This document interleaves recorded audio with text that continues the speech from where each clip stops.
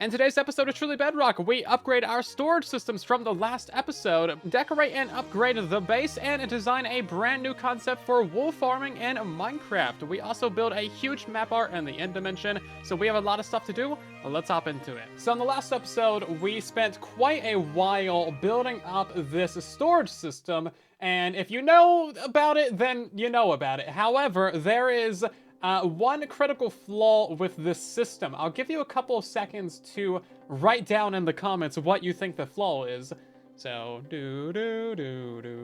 that's your elevator music. So the issue is speed. Now, this is our auto-crafting bay right here. Now, the problem is that hoppers can only move about 9,000 items per hour. So the issue is that we already kind of ran into with the gold farm, is we need additional filters right here just to pick up all these nuggies, and then some additional filters to pick up the bars, right? Now, even with, 3 of these hoppers for ingots, some of them will skip over the first 2 and go into the third one, as you had 1 right there. So that's why you need a little bit of redundancy. There is just the randomness of hoppers on Bedrock Edition, so we have to have a couple more item filters than you would normally expect. Now, these are normal item filters right here that we had run directly into auto-crafting, and there's only enough filters there for 1 filter per auto-crafter. So what we need to do is we need to redesign this entire upper water stream. So essentially what we're going to be doing here is redirecting the water stream. Instead of going over these little filters, we're going to send it to the backside here. It's going to be a much larger loop that goes over a ton of item filters in this area, and then eventually these items will end up right back into the main loop over here to send all the golden swords into the furnace array. So essentially we need to rebuild all of this, all the auto-crafters down there, and all of these item filters, move them back, and essentially like quadruple the capacity and speed of our sorter. So it's a little bit of a oopsie whoopsie, but it's an easy solution. So we're gonna have 28 item filters back here. That should be enough to pick up absolutely every single item from all of the bulk output farms. So all of these are gonna have a standard item filter behind them, looking like that right there. And then they're gonna go down and send their items into an auto crafter that'll look, kind of like this one right here. So that's one of our item filters, and now we just need to build that going all the way down the line. Okay, there we go. We got like 30 of these item filters installed. So now we're gonna do essentially the same exact thing that we did over here, but with less hoppers and less chests. So these item filters were going down and over to the auto crafters before, because I needed the chest to be like over here, right? And all these water streams were in the way. But now these item filters are going to be going straight down into the auto crafters. So this is our previous horrible solution for crafting all of our nuggies. And if you look at that, it's just some item filters on top of like a bespoke little custom triple auto crafter. Horrible, disgusting. So we figured out our auto crafters. The first 2 here are just going to be going into a hopper line, because these are just making the golden ingots. And that's just sending the ingots over into this one, which is making the gold blocks. Now we have 3 of our item filters there going into this one single gold block crafter. So that's all good. And that's really the only part of the system that's going to be like non-symmetrical or non-normal. The rest of this is just going to have all of the auto crafters going straight into the water stream. We're not going to have an auto crafter on every single block, so places where there's like a button, that'll be fine. This should be way more than enough capacity to handle all of the items from the base. Each one of these can handle 9,000 items per hour. So if we fill up all 27 of those, that's big number there.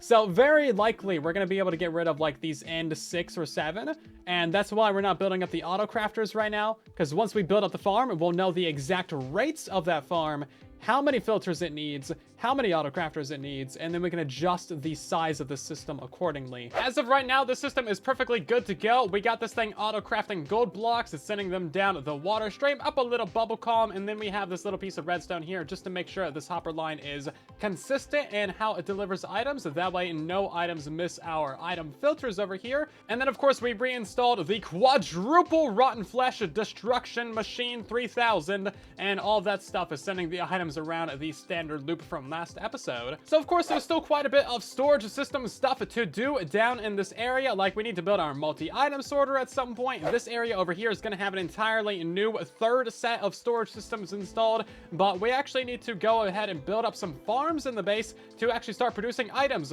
because right now we're mostly sorting about 280,000 items of air per hour. So that's it's not very useful, is it? We should go build some farms. Excuse me. We actually have this, and we just made that? Is that actually there? Hold up. It's actually there. I can pick block that. There's no way we just made this. This is so incredibly rare to find in vanilla, and we just made one. Just by mining cactus, I swear. I am the finder of bugs in this game. Oh my god, okay, it's actually there. We relogged and it's still... What? Bro, I was just mining some cactus. Yeah, so this is what the bottom texture of Cactus looks like, by the way. In case you've never seen it, they did add a bottom texture. You can find this in natural Minecraft generation. It's very, very rare. So it's been a little while, and our cursed cactus that is not touching anything has actually grown up. I thought that as soon as the floating cactus, like, would get a random tick, it would pop off. But no, it actually just grew. So we have a natural... This is the most cursed thing I've seen on Bedrock Edition in a hot moment here. Oh, hail the cactus. So it is finally time to decorate the no man's land on the outside of the base, because this area right here looks really, really ugly. I haven't done it because I've been busy building storage systems, but we are going to put down some lovely blocks out here. I thought long and hard about what blocks I want to do out here. We were going to do maybe some water or something like that, but I've decided carpet. Just good old gray carpet. Why? It's very cheap. It's easy to build. We don't need to rip out the floor to install it, and... You know what? If we decide that we hate it at one point, we can just float away with some water. Now, the problem with carpet is that it takes 2 entire cubic meters of wool to actually get 3 of these things, so it's kind of expensive. But we can very easily go ahead and cover it in this entire area. So you saw how large that area was, right? So we're going to need approximately 20 million stacks of carpet, and this stuff is a diamond per stack. So better go back to the mine, swing our pickaxe side to side. Okay, so all that wool that we just bought? Yeah, that's not very much carpet, actually. Okay, well... We are gonna need ourselves a wool farm. Okay, so we filled in the first little area. That was like 22 stacks or something of carpet. So if we extrapolate that, we're gonna need another 400 stacks. Okay, so I need a source of dye for all of this wool that we have. And the only way to do that would be a squid farm. But I don't want to do that. Those guys are like nasty and squishy and gross and wet. So instead, we're gonna fly thousands of blocks away to the nearest pale garden to get 1 flower. Okay, we found the pale garden. Look at this. Wow, this is such a good pale garden here, guys. I bet you there's probably not even a creaking heart in this. Do we have any of the flowers? I came all this way for flowers. Where's my flowers at? Oh man, there's not even a flower here. Oh man, if only there was like some sort of contingency plan that I had in place to getting these flowers. So this is literally all we're here for. These closed ones give you gray dye. I've been here for less than a minute and I already griefed like a majority of the biome. Okay, we've decided that this right here is a much better pale garden. Oh yeah, here we go. Look at this. People have already been here, but that's fine. This is so much better. We're definitely gonna get some creakings from this one. And just in time for that sun to go down. And now the sun has set in this spooky forest. Okay, let's go find ourselves some creakings and show 'em who's boss. Oh, very spooky. I haven't seen anyone do this with ray tracing on, and I can see why. This was a horrible idea. This is gonna go so badly for me. Okay, we looked all around. We finally found one. Hi, buddy. How you doing? We're gonna name you real quick. Where's your thing at? Oh, it's right there. Beautiful. Okay, we're going to... Hey, what do you think you're doing? Okay, I need all the resin. Give me all the resin. You're not very frightening, are you? I expected a bit more of a fight. Thank you for your clumps. You're a very clumpy guy. Okay, so now we can make our own creaking heart here. We're gonna go ahead and actually plop that down right here. I'm just gonna try and get more resin from this. Where's he at? Oh, flaming skeleton out of left field.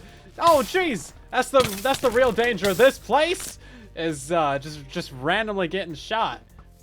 Gotta watch out, man.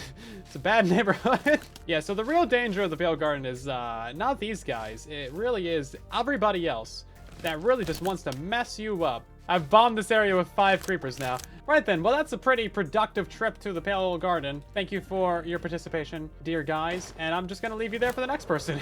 This is one of the fun things of playing on a multiplayer server. You'll just randomly stumble across like a village where all of one type of terracotta has been stolen from all of the villager houses. Guys, this is a very important moment. The Curse of Binding Helmet is almost broken. Almost broken. We've been wearing this since episode 3. Yeah, so all those flowers, the whole reason why we went out there is just for the dye, so we can make plenty of the concrete. So we needed ourselves a ton of wool right now, and we've actually come to a deal with Eladrium for an entire shulker box of wool, which sounds like a lot.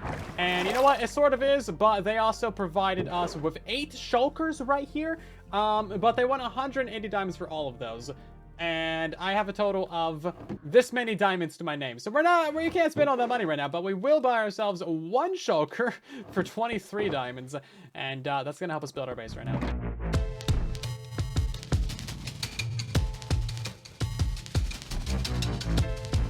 So we don't have enough like wool to actually finish up this area of the base right now. As you see, it all looks pretty bad out there. But what we do have is the ability to actually clean up the outside edges out here. So originally all of this terrain was like up and, you know, big and hilly and stuff. So what we're gonna do is we're gonna go fill in all of this extra stone, just like put some grass over top of it, rebuild up a little bit of the hills and the nature around here. That way this entire base area actually looks better. It's gonna be a pretty drastic difference between this and that, and I think it'll just look a lot better. So yeah, we're rebuilding the hills that we mined, but shoosh, we're nothing if not inefficient around here.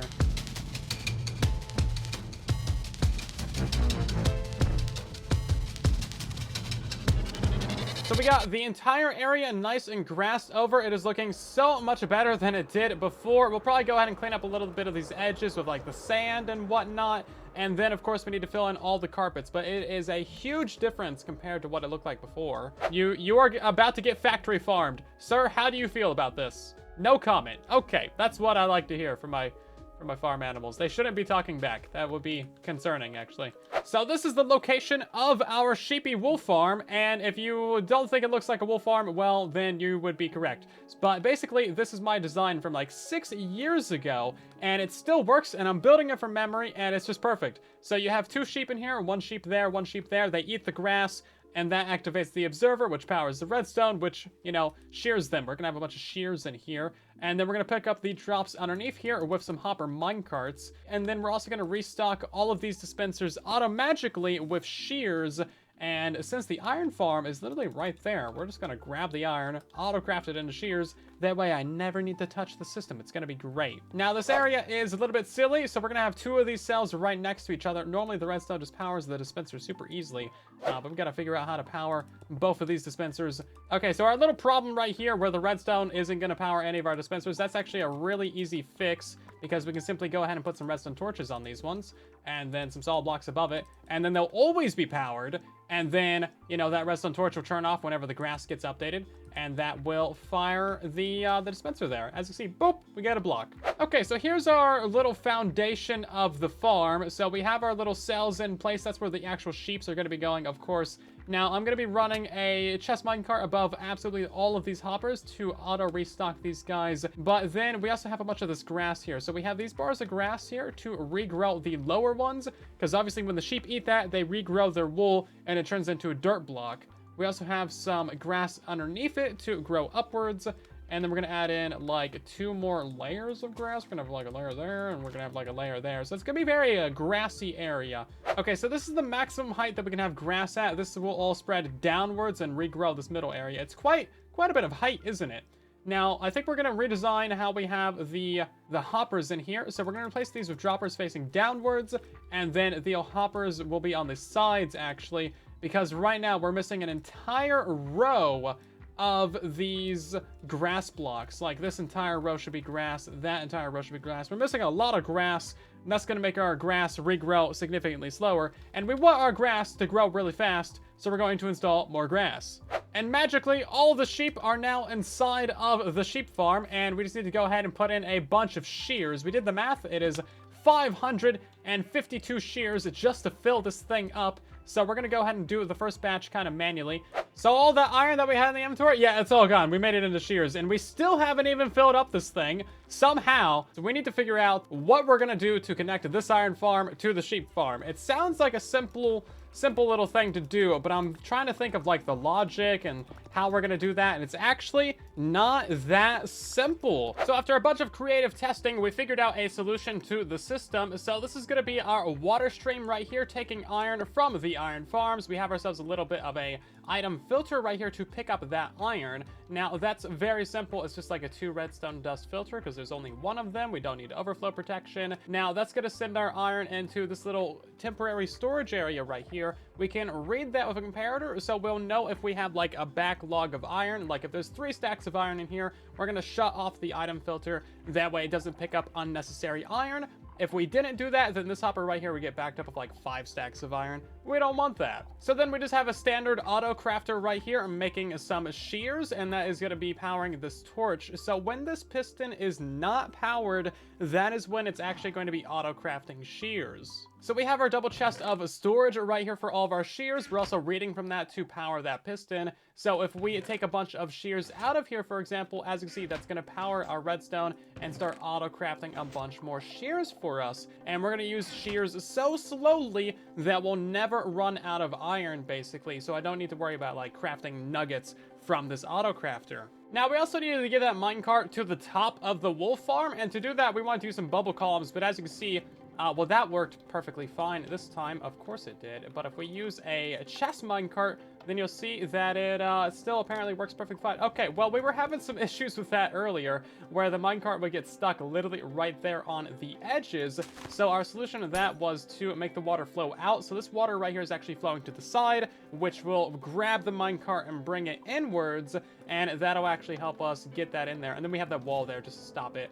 And then at the top here, you do need to stop this thing from actually launching into the air, otherwise it won't get on your rails. So if we do that again, you'll see that it comes up and then it gets onto our rails here, and then we can just cycle it right back around. So future Silent here, I might have went ahead and completely redesigned this entire garbage pile right here. So this is just way overcomplicated. Like, you don't even need to read from the autocrafter. So I went through like 4 other iterations and landed on this thing right here. So as you see, we are reading directly from the hopper. As soon as this doesn't have any iron in it, that is going to shut off your system so it stops crafting. And then we just have a clock here at the top. So when this barrel or the chest, you know, doesn't have any shears in it, it's going to go ahead and auto-craft some. So if we break that out, as you can see, this thing is just going to keep on running. It's completely silent. The redstone is super cheap, and it's so much better than the first iteration. And this is why it's good to iterate on your redstone and take some time with it. Get out of here. No, they do hit like a truck. Hey, we broke the helmet! We finally did it! Oh man, we've had that Curse of Binding helmet on for like 12 years. Look at that. It's finally gone. Jeez, GG's everybody. Thank you, Enderman. I appreciate you, even though you did just murder me in cold blood just because I looked at you. That seems a little bit much. You might need to get some anger management, but we do have... I thought we had a netherite helmet around. We do! It's fully enchanted even. Skull Basher. That's a bit ominous. There, we're finally wearing full netherite. I've died like 5 times since I put that helmet on originally. So I've got all the redstone set up here on the actual world, and it's actually all working great. However, there is a small issue that I would love to show you. So in order to get the minecart to go down like that, we need this little, you know, slope right here. That's pretty normal, to be expected. However, if we remove this block right here and just have the slope be 1 block long like this, the minecart's actually going to get stuck on that edge, exactly like so. For no apparent reason, even if I swap this out with a solid block, it's still the same deal. It has to go down by at least 2 blocks. So that's your daily dose of what the heck, Minecraft. And also, this right here is the very edge of the farm, so if I make it go down by 2 blocks, then it goes like outside the border of the farm, so that's cool. So I moved it around the corner, and guess what? Even if it goes down 2 blocks over here, it still doesn't fall down. And also, my hopper minecart is magically stealing all the items from this, so it just crafted like another double chest of shears. So I ran a regular minecart around the system, and that actually falls down perfectly fine. But the chest minecart, no, just the chest minecart doesn't work.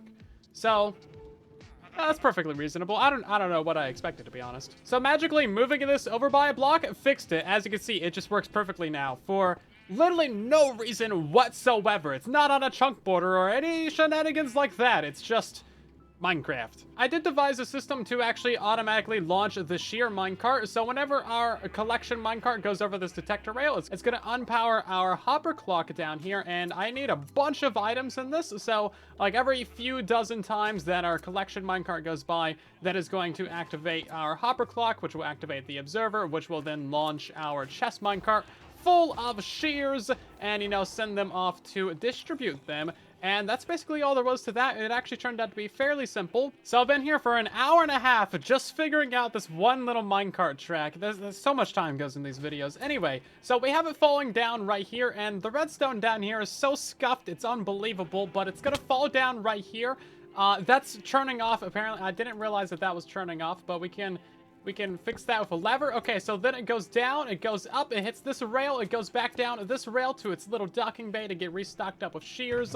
And then every time this hopper minecart goes around and does a loop, 6 items move in this hopper minecart. So I'm thinking I'll put like 3 stacks of items in here. And then every like 5 or so minutes, it'll send out this chest full of shears. And honestly, even that is probably too often because the shears last a really long time. Now, I kind of want to design a system to automatically activate all of the dispensers. So instead of relying on these observers, which power the redstone dust right there, I'm thinking what we can do is we can power both of our droppers from below. So replace that observer with like a redstone torch on a target block. And then we could actually manually activate the entire farm and also turn off the farm as well, which I think is really important. So yeah, the redstone will basically look something like this. We have all these target blocks to power our droppers and dispensers, and the bonus of this method is that we have less hoppers, which is always good. Now, because this one is always going to be having the, you know, double dispenser and dropper, we're never going to have a hopper right there, which is actually going to save us a ton of loss because items are landing up on that little edge right there. So another 20 minutes later, but I have wired up a redstone line to absolutely all of the target blocks in here. It would be a lot easier if I just designed it this way, but you know, modifying it while it's already built makes everything funner. So if we turn this off, then all of the dispensers should fire. So now whenever this hopper minecart runs over this detector rail, it's going to power the repeater, which powers that entire redstone line and will activate the entirety of the farm. So the sheep are always going to be eating grass, but if we want to actually turn off the farm, stop producing, you know, wool, stop collecting wool, and also stop auto-crafting shears and distributing them, then all we need to do is stop this minecart right here from actually moving, and we'll be good to go. So the entire farm is tied to this one minecart, just making its loop around. As you can see, all of those, it just got harvested. That just went ahead and activated our little hopper clock, but of course it didn't move because I have a lot of items in there, and I'm actually pretty happy with this. And now I just need to figure out how to actually decorate the outside of it, which is a lot easier now that there's not so much ugly redstone that's like super visible. Oh, that's a slight problem. I guess that comes into play when you're building right next to an iron farm. Well, we'll just go ahead and spawn-proof the top of this building then. But I've really over-engineered this thing to the point where, like, I don't know what I could possibly add to it. It's pretty much perfect as is, and it's actually produced probably all of the wool that we actually need to decorate the base. So once we have all the gray wool that we need from it, we'll go ahead and re-dye the sheep, and then guess what? We need to build a massive storage system just for all of that wool. Dang it! It's always something else to do. So normally it's a good idea to like redesign your farms before you build them in survival, but I tend to do things backwards. So after building that farm in survival and thinking about it for like way too long of a time, I've come up with a couple of different concepts here. So originally I wanted to get these guys into a boat. That way one sheep could have 2 pieces of grass, but they only eat the piece of grass that's like in front of their head. So that was kind of a bust idea. But I did learn that you can have the dispenser at the head layer of the sheep. So that's pretty cool. But also like, yeah, that happens. It shears the one over there, so I guess technically that would save you some dispensers if you really wanted to do that. I was gonna try this little method of like zigzagging them, so we have a sheep up there, and a sheep down there, and a sheep up there, and a sheep down there, but there's no way to collect items from this, unless like maybe you get a laze, but I think that would not work out very well. And then I just went ahead and redesigned the entire farm, and actually came up with this great little concept. So we're using detector rails at the very top there, which is activated by your shear minecart. That powers a piece of redstone, boom, activates 4 dispensers, 2 full cells, and this is a really compact, really simple. It is easier and simpler and cheaper and quicker to build than the original design. It is great. We got a hopper minecart going down below. We got maximum grass over here for very quick spreading, so these guys regrow really quickly. Now, we don't harvest them as soon as they regrow their wool, but like these minecarts are constantly going back and forth anyway, so there's really not much inefficiency there. There's also 0 loss and no lost items, which is great. So let me know if you want a tutorial for this. Currently, if you are a patron or a supporter of the channel, there's a download for it in the patron Discord server, but otherwise, stay tuned for a video on this, maybe sometime. So I've decided that we're gonna go ahead and do a completely optional side quest in the end dimension, because Groova has set up some lovely platforms over here for us to build things on. Now, I'm pretty sure we just need to go out, yeah, over yonder this way. Now, you might be able to see some of the idea of what's happening. Look how much effort this man put into this. Hold up.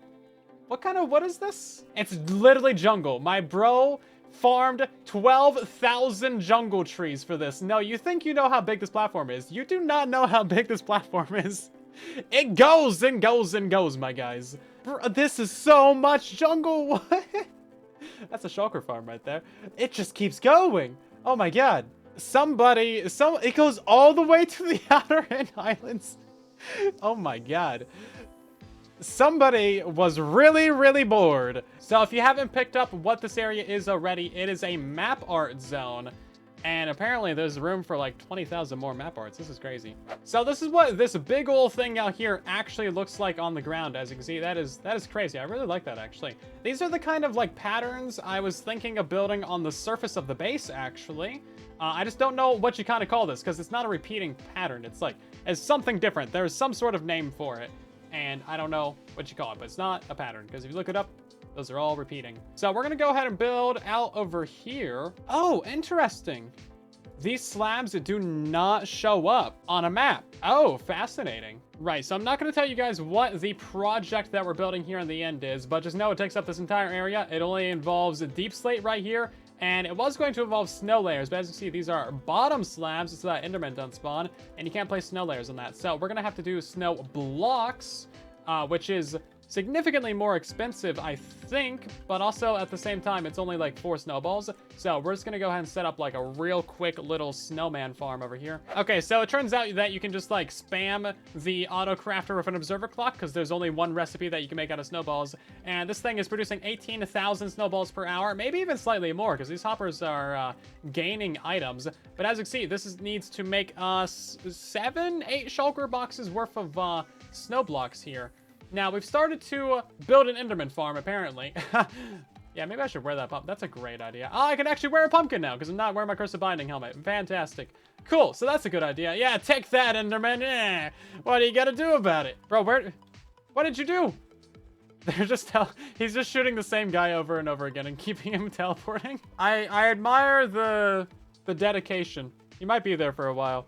Okay, so because we're cheating the system a little bit and we don't have the slabs showing up on the map, I think what we can do is with our little, icon, little map that we're using here, I think we can just fill in the dark areas with our deep slate. So those would show up. And then we can just like surround this with a couple layers of snow, and then I think it would still work. So I don't think we'll need to fill in all of this white with snow blocks. I think we can just kind of do like a little bit of a negative space. Now that I'm actually saying that, we might not even need to fill in the dark areas, just the outlines around the dark areas, because we already have the darkness of the void here, as you can see. So that's technically like a perfect black right there.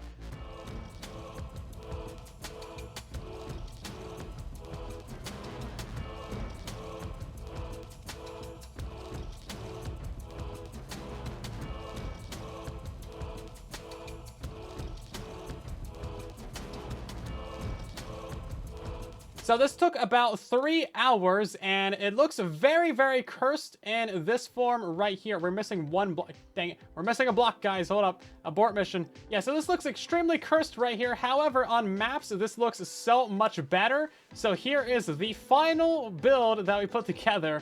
And I love that the void actually works perfectly for the black color right there. That's great. This actually turned out really high quality too. I thought it would be a little bit messier on the edges, but very nice and clean, very high definition. We're gonna leave that in the offhand there. I should go ahead and test it and make sure it's actually working as well, but I assure you, it's a good time. So yeah, you can go ahead and scan this with your phone or whatever you want to do, and then you'll understand why we put a few hours of work into this. Hey, if you enjoyed this video, then subscribe. Thanks for watching.